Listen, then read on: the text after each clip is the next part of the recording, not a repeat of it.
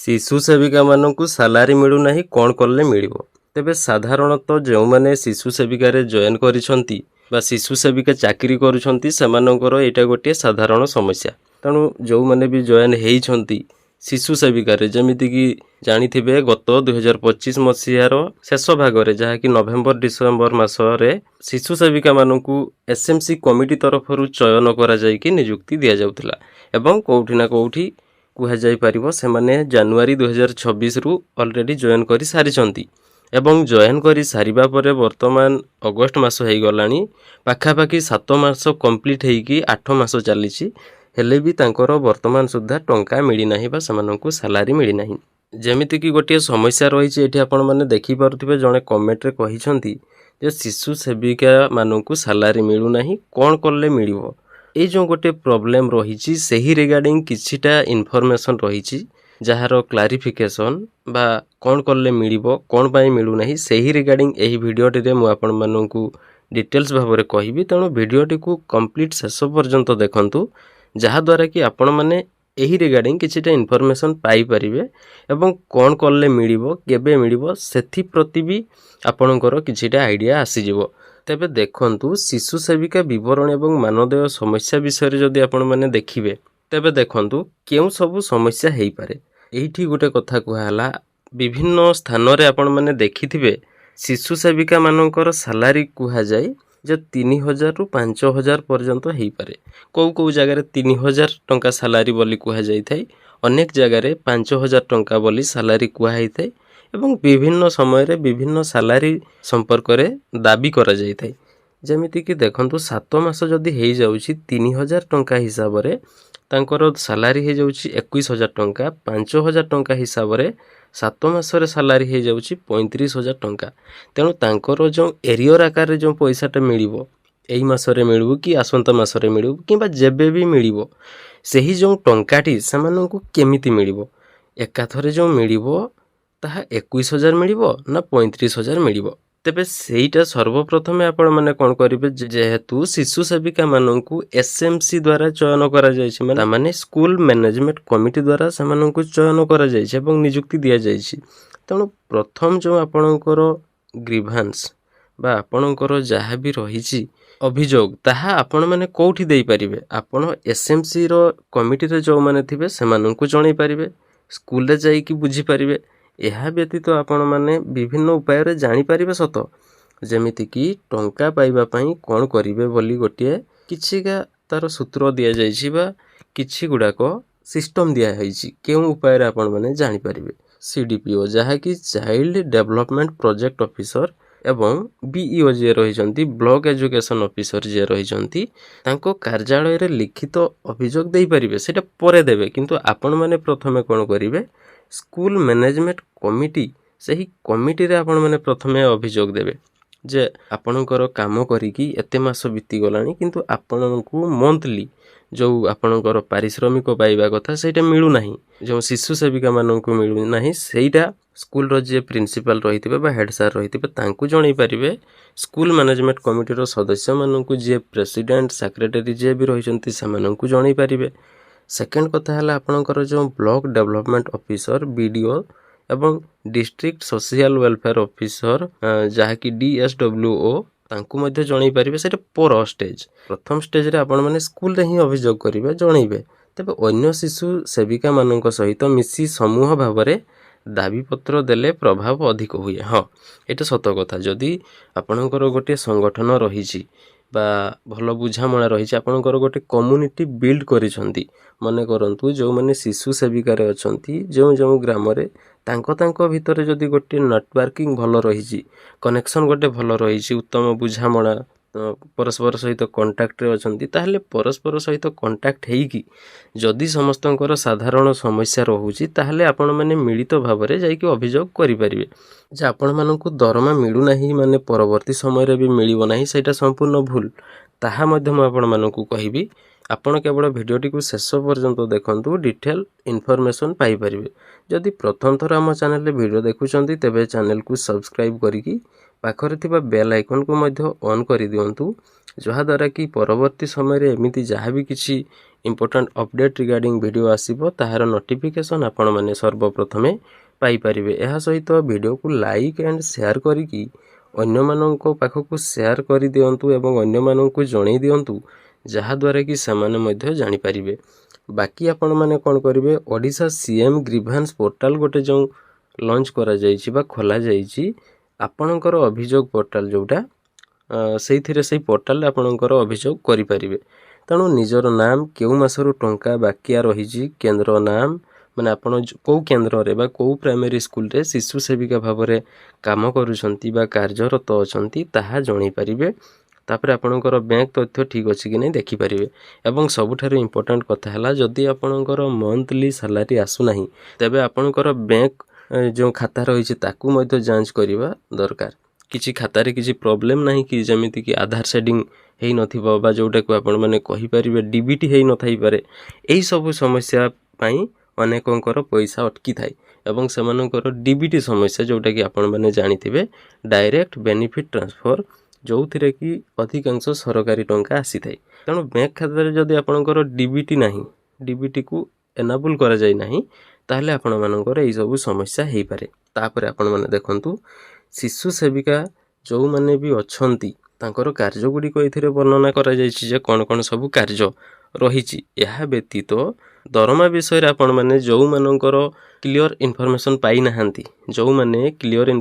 ପାଇନାହାନ୍ତି, କିଛି ଡାଉଟ୍ସ ରହିଛି, ସେଇମାନେ ଦେଖନ୍ତୁ ଯେ ଦରମା ଏବଂ ନିଯୁକ୍ତିର ପ୍ରକାର, ଏଇଟା ତ ଅଲଗା କଥା। ନିଯୁକ୍ତି ଆପଣଙ୍କୁ SMC କମିଟି ତରଫରୁ କରାଯାଉଛି, ଯେଉଁଟା ସ୍କୁଲ ମ୍ୟାନେଜମେଣ୍ଟ କମିଟି। ତେବେ ବର୍ତ୍ତମାନ ଉପଲବ୍ଧ ସୂଚନା ଅନୁସାରେ ବର୍ତ୍ତମାନ ସୁଦ୍ଧା ଯାହା ବି କିଛି ଡାଟା ରହିଛି, ଯାହା ବି କିଛି ଇନଫର୍ମେସନ୍ସ ରହିଛି, ତାର ଯଦି ଆପଣମାନେ ଡିଟେଲ୍ସ ଜାଣିବା ପାଇଁ ଚାହୁଁଛନ୍ତି, ତେବେ ଦେଖନ୍ତୁ, ଶିଶୁ ସେବିକାମାନଙ୍କ ମାସିକ ଦରମା ପାଖାପାଖି 3,000ରୁ 5,000 ଟଙ୍କା ପର୍ଯ୍ୟନ୍ତ ଦାବି କରାଯାଇଥାଏ।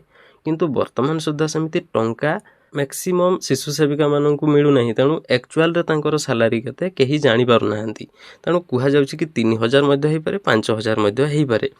ଯେହେତୁ ପାଚିକାମାନଙ୍କର ଦରମା ସହିତ ତାଙ୍କର ଦରମା ସମାନ ବୋଲି କୁହାଯାଉଛି, କିଛିଟା ସାମଞ୍ଜସ୍ୟ ରହିଛି। ଯେହେତୁ ପାଚିକାମାନେ ହେଉଛନ୍ତି ଯେଉଁମାନେ କୁକ୍, ରୋଷେଇଆମାନେ, ଯେମିତିକି ଅଙ୍ଗନବାଡ଼ି ହେଲ୍ପରମାନଙ୍କର ସାଲାରୀ ଯେମିତିକି 5,000 ବୋଲି କୁହାଯାଇଥାଏ। ତେଣୁ ଏଇଥିରେ ମଧ୍ୟ କୁହାଯାଉଛି ଯେ ଶିଶୁ ସେବିକାମାନଙ୍କର ସାଲାରୀ 5,000 ହେଇପାରେ ଏବଂ ଅନେକ ଜାଗାରେ କୁହାହେଉଛି ତାଙ୍କର ସାଲାରୀ 3,000 ହେଇପାରେ। ଏହାକୁ ବାଦ ଦେଇକି ବର୍ତ୍ତମାନ ସୁଦ୍ଧା ଆପଣମାନେ ଭୁଲି ଯାଆନ୍ତୁ ଯେ ସାଲାରୀ କେତେ କ'ଣ ରହିଛି। ସାଲାରୀ ଆସିଲା ପରେ ହିଁ ଜଣାପଡ଼ିବ ଯେ ମାସିକ କେତେ ପାରିଶ୍ରମିକ ମିଳୁଛି। ଏହା ବ୍ୟତୀତ ଏହା ରେଗୁଲାର ପେ ସ୍କେଲ୍ ବା ବେସିକ୍ ପେ ନାହିଁ। ଯେମିତିକି ସରକାରୀ ଯେଉଁମାନେ ଫୁଲ୍ ଗଭର୍ଣ୍ଣମେଣ୍ଟ ଯେଉଁଟା ଚାକିରି, ମାନେ ରେଗୁଲାର ଚାକିରି ଯେଉଁଟା କଣ୍ଟ୍ରାକ୍ଚୁଆଲ୍ ନୁହେଁ ବା ଯେଉଁଟା ଟେମ୍ପୋରାରୀ ଚାକିରି ନୁହେଁ, ତେଣୁ ସେ ରେଗୁଲାର କର୍ମଚାରୀମାନେ ଯେଉଁମାନେ ଅଛନ୍ତି, ସେହି ଏମ୍ପ୍ଲୟିଜମାନଙ୍କର ସାଲାରୀ ଯେମିତି ରହିଛି, ସେହି ତାଙ୍କର ସାଲାରୀ ସହିତ ଏଥିରେ କୌଣସି ସାମଞ୍ଜସ୍ୟ ନାହିଁ। ମାନେ ସେମାନଙ୍କୁ ଯେମିତି ଗୋଟିଏ ସରକାରୀ ନିୟମ ଅନୁସାରେ ଦରମା ମିଳିଥାଏ, ସେମାନଙ୍କର ଗୋଟିଏ ବେସିକ୍ ପେ ରହିଛି ବା ରେଗୁଲାର ପେ ସ୍କେଲ୍ ରହିଛି, ସେମିତି ନାହିଁ। ଏମାନଙ୍କର ଖାଲି ଡ୍ୟୁଟି ହିସାବରେ ଏମାନେ କାମ କରନ୍ତି, ମାନେ ଶିଶୁ ସେବିକାମାନେ କାମ କରନ୍ତି ଏବଂ ସେମାନଙ୍କୁ ଗୋଟିଏ ନିର୍ଦ୍ଦିଷ୍ଟ ପରିମାଣର ଟଙ୍କା ମିଳିଥାଏ। ତେଣୁ ସେମାନଙ୍କର ପେ ସ୍କେଲ୍ର ସିଷ୍ଟମ୍ ନାହିଁ ବା ବେସିକ୍ ପେ ସେମାନଙ୍କୁ ମିଳେ ନାହିଁ।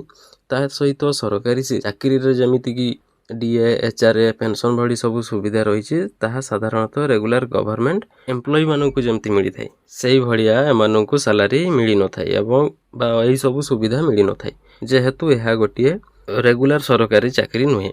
ତାପରେ ଯେଉଁ ସମସ୍ୟା ଗୁଡ଼ାକ ରହିଛି, ଯାହାକି ଜାନୁଆରୀ 2026ରୁ ଜଏନ୍ କରିଛନ୍ତି କିନ୍ତୁ ଦରମା ନ ମିଳିଥିବାର କାରଣ କ'ଣ ହେଇପାରେ, 3ଟି ପଏଣ୍ଟସ୍ ଏଠି ଦିଆହେଇଛି। ମେନ୍ କାରଣ ଗୁଡ଼ିକ ଦିଆହେଇଛି, ଯେମିତିକି ଡିଷ୍ଟ୍ରିକ୍ଟ ଲେଭେଲ୍ ଆପ୍ରୁଭାଲ୍ ବାକି ଥିବ କିମ୍ବା ଆଟେଣ୍ଡାନ୍ସ ଭେରିଫିକେସନ୍ ହୋଇନଥିବ, ଏହି କାରଣ ହେଇପାରେ। ନହେଲେ ବ୍ୟାଙ୍କ ଆକାଉଣ୍ଟ ବା IFMS ଏଣ୍ଟ୍ରି ପ୍ରୋସେସ୍ରେ ବିଳମ୍ବ ହେଇଥାଇପାରେ କିମ୍ବା ଫଣ୍ଡ ରିଲିଜ୍ ହୋଇନଥିବ।